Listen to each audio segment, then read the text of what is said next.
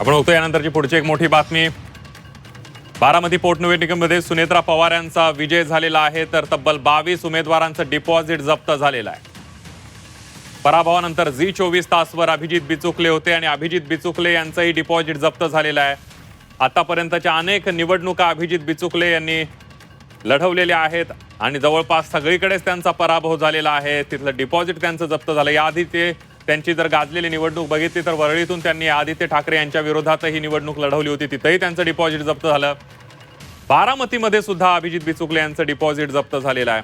पण निवडणूक लढवणं हा लोकशाहीने दिलेला अधिकार आणि तो बजावताना ते अभिजित बिचुकले दिसतात, सगळीकडे ते निवडणुका लढवतात। बारामतीमध्ये सुनेत्रा पवार यांच्यासह 23 उमेदवार होते। सुनेत्रा पवार यांचा मोठ्या मताधिक्याने विजय झाला। 22 उमेदवारांचं डिपॉझिट जप्त झालेलं आहे, त्यामध्ये अभिजित बिचुकले सुद्धा आहे।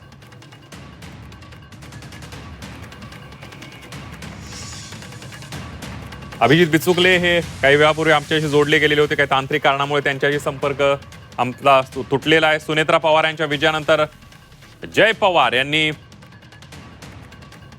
बारामतीच्या जनतेचे आभार मानलेले आहेत आणि कोणीही जल्लोष करू नये असं आवाहन आपल्या कार्यकर्त्यांना जय पवार यांनी केलंय।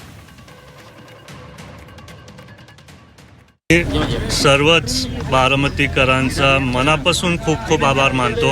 आदरणीय दादांसाठी त्यांनी यावेळेस मनावरती ही निवडणूक घेतली आणि एक इतिहास जो सर्वच बारामतीकरांचे माझे कुटुंब आहेत त्यांनी दादांच्या प्रेमासाठी घडून आणलं, म्हणून त्यांचा पहिल्यांदा सर्वांचा मनापासून मी खरंच आभार मानतो। मंगळवारी जनता दरबार घेणार, पण नंतर मी सांगितलं की दर गुरुवारी घेणार, कारण सोमवार मंगळवारी आम्ही तिथं मुंबईत असू। आणि असं काय नाही की 29ची तयारी चालू आहे। मी सारखं बोलत आलो आहे की दादा एक आधार म्हणून होते सर्व बारामतीकरांसाठी आणि वहिनी जेव्हा मुंबईत असतील मी पण माझ्या स्वतःनी कष्ट घेऊन सर्वांना तो आधार दिला पाहिजे आणि कामं करायला पाहिजे।